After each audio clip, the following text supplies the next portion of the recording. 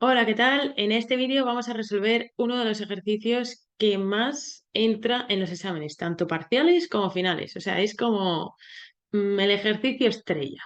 Así que vamos a ver qué nos plantea este ejercicio. Primero de todo, nos plantea que estamos en una economía cerrada. Así que vamos a poner aquí ese tipo de economía, que sería una función de producción en el que solo depende del consumo, la inversión y el gasto, pero no depende de las exportaciones y las importaciones. Es decir, que tenemos que tener en cuenta solo estas tres variables. Nos dice también que tenemos sector público, que si no tendríamos que quitar el gasto y los impuestos, y nos dice también que los impuestos son proporcionales a la renta. Así que, ¿eso qué quiere decir? Pues vamos a repasar un poco todas las variables. Dentro del consumo, ya sabéis que tenemos la parte del consumo fija y la parte del consumo variable. Y dentro de la renta disponible tenemos precisamente pues donde están los impuestos y las transferencias. ¿Qué pasa en el caso de los impuestos? Pues tenemos que saber que en este caso no solo dependen de la parte fija, sino que también dependen de la renta en este caso, porque nos dicen que son proporcionales a la renta. Así que tenemos que tener eso en cuenta. Más cosas. Nos dice que el gobierno aumenta el gasto público en 100 unidades y nos dice que disminuye el gasto en pensiones, o sea, o las transferencias, que disminuye en 100 unidades también.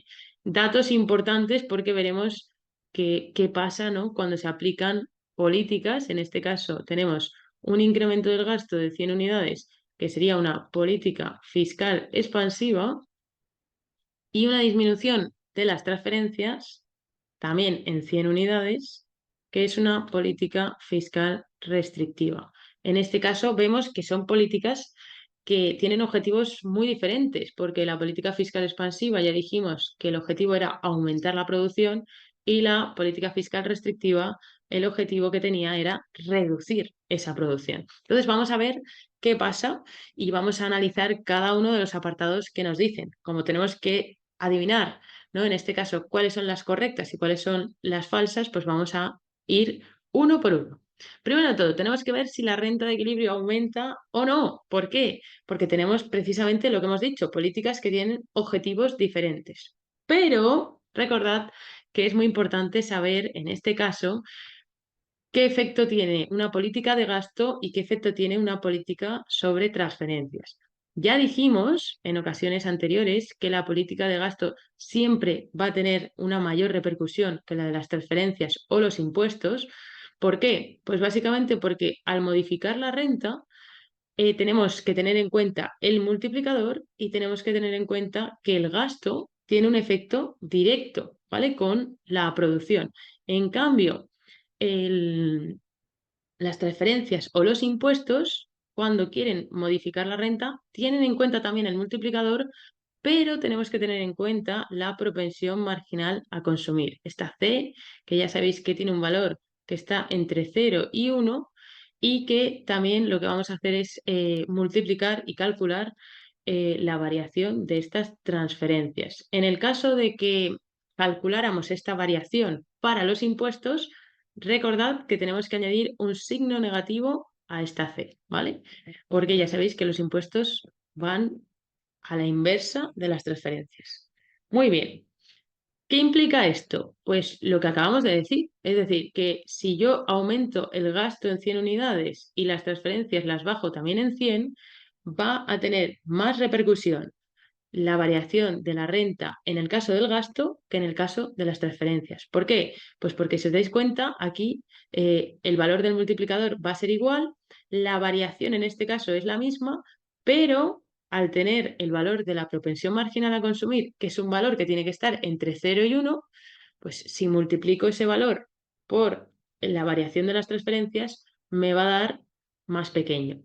Entonces, como la renta en el caso del gasto está subiendo y en el caso de las transferencias está bajando, pero baja un poquito menos, nos dicen aquí que la renta de equilibrio aumenta. Pues eso es correcto. ¿Vale? Así que ya tenemos la primera que podemos decir que es verdad.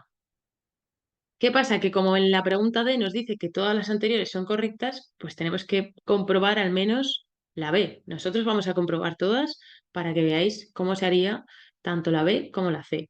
En el caso de la recaudación impositiva, ¿vale? Vamos a analizar esa recaudación de impuestos. Para los que no habéis visto los vídeos anteriores, os recomiendo que lo veáis si no sabéis la fórmula, pero la recaudación viene de esta fórmula que hemos puesto aquí. Es decir, que viene de la parte de los impuestos. En este caso, ¿qué estamos diciendo? Pues primero de todo, la parte fija de los impuestos no se ve afectada porque en este ejercicio, repito, no estamos haciendo una política donde se utilice la herramienta de impuestos, pero como nos dicen que estos impuestos son proporcionales a la renta, sí que tenemos que tener en cuenta esto de aquí. Es decir, la renta, hemos dicho antes que ha aumentado eh, o sea, al aplicar estas dos políticas hemos dicho que la variación del gasto superaba, voy a ponerlo aquí, variación del gasto era mayor que la reducción de las transferencias y que esto provocaba un aumento de la renta. Aunque sea poquito, pero la renta aumenta. ¿Qué pasa entonces con la recaudación?